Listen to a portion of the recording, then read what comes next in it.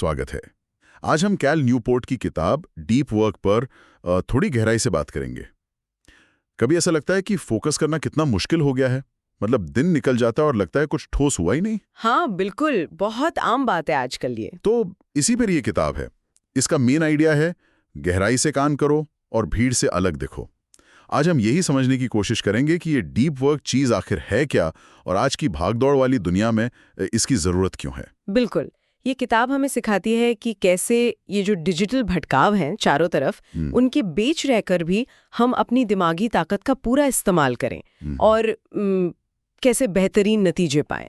तो आज की बातचीत का मकसद यही है कि इन आइडियाज को समझें और देखें कि हमारे काम करने के तरीके को ये कैसे बदल सकते हैं। तो सबसे पहले ये डीप वर्क है क्या चीज, मतलब किस तरह के काम को कहेंगे डीप वर्क? देखिए, डीप वर्क वो काम है जो हम पूरी एकाग्रता से करते हैं, मतलब बिना किसी डिस्ट्रैक्शन के पूरी तरह फोकस होके। अच्छा। जैसे मान लीजिए आप कोडिंग कर रही हैं या कोई मुश्किल रिसर्च पेपर लिख रही हैं या कोई क्रिएटिव काम, कोई आर्ट बना रहे हैं या फिर किसी बिजनेस के लिए कोई बड़ी स्ट्रैटेजी सोच रहे हैं। ये सब डीप वर्क में आता है। हाँ, मतलब जिसपे दिमाग खपाना पड़े। मुश्किल तो होता ही है। हाँ, मुश्किल होता है, लेकिन इसके जो नतीजे हैं वो कमाल के होते हैं। और फिर इसका उल्टा भी कुछ होता है? हाँ बिल्कुल, इसका ठीक उल्टा है शैलो वर्क। शैलो वर्क यानी सतही काम। सतही काम। जी, ये ऐसे काम हैं जिनमें ज्यादा दिमागी मशक्कत नहीं लगती। जैसे फटाफट ईमेल्स चेक कर लिए, सोशल मीडिया पे स्क्रॉल कर लिया या वो रूटीन वाली मीटिंग्स अटेंड कर ली। ये काम हमें बिजी तो दिखाते हैं, पर असल में हमारी प्रोडक्टिविटी पर, मतलब उत्पादकता पर कोई खास असर नहीं डालते। हाँ, लगता है कि बहुत कुछ कर लिया पर दिन के आखिर में लगता है कुछ मीनिंगफुल नहीं हुआ। एग्जैक्टली। कैल न्यूपोर्ट इन्हें ऐसा काम मानते हैं जो ज्यादा ध्यान नहीं खींचता और अक्सर बिना कोई वैल्यू ऐड किए हमें थका देता है। लेकिन आजकल की नौकरियों में तो मल्टीटास्किंग की बहुत उम्मीद रहती है।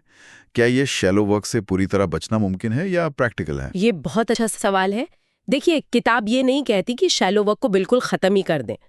कई बार ये जरूरी भी होता है ना? हाँ, वो तो है। मुद्दा है इसे कम करने का और इसे अपने सबसे जरूरी जो डीप वर्क वाला टाइम है उस पर हावी ना होने देने का। हमें बस इसे पहचानना है और इसे, क्या कहते हैं, लिमिट करना सीखना होगा। अच्छा, ये बात समझ आई।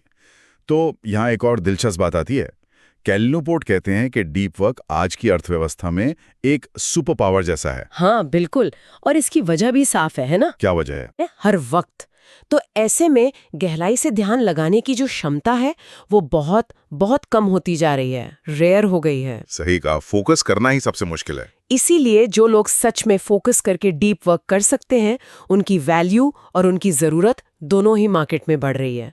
ये वो स्किल है जो आपको भीड़ से अलग खड़ा करती है। जैसा किताब में कहा गया है, फोकस करने वाले लोग कम हैं और उनकी मांग सबसे ज्यादा है। तो फिर सवाल ये उठता है कि इस सुपर पावर को, इस डीप वर्क को अपनी आदत कैसे बनाएं?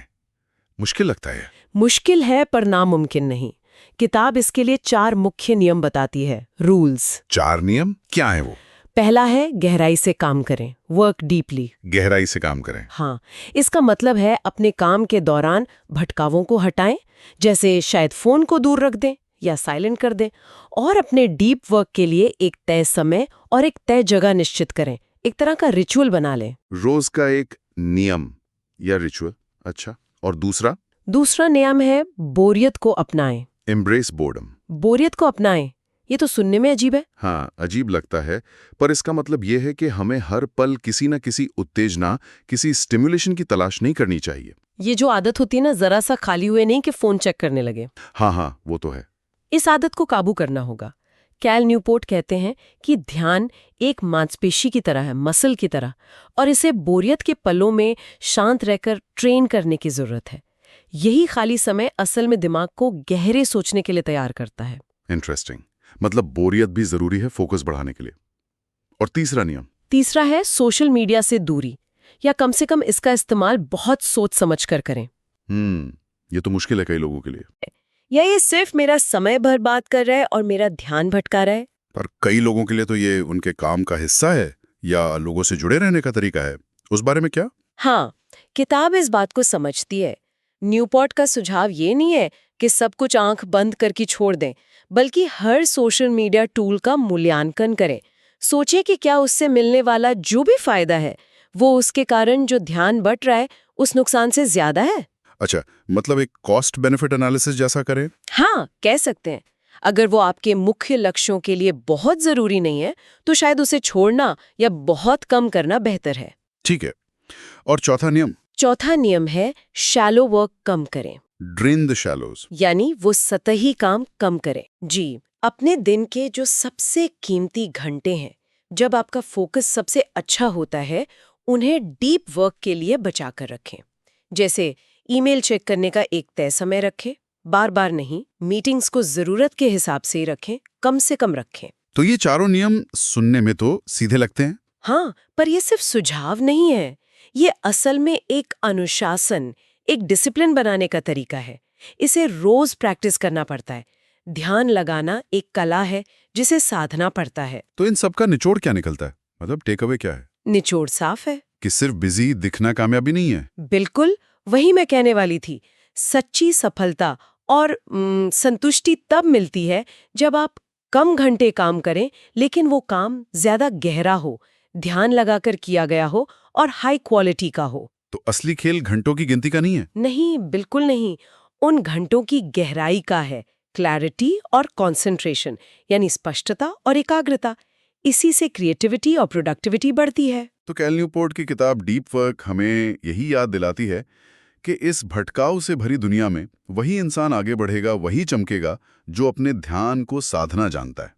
सिर्फ काम करते रहना ही काफी नहीं है, गहराई से काम करना जरूरी है। जी हाँ, और जाते जाते सबके सोचने के लिए एक सवाल छोड़ जाती हूँ। हाँ, बताइए। अगर हम ईमानदारी से, बिल्कुल ईमानदारी से अपने दिन को देखें तो कितना वक्त सच में डीप वर्क में जाता है और कितना सिर्फ शैलो वर्क में या बस यूं ही व्यस्त दिखने की भाग दौड़ में निकल जाता है।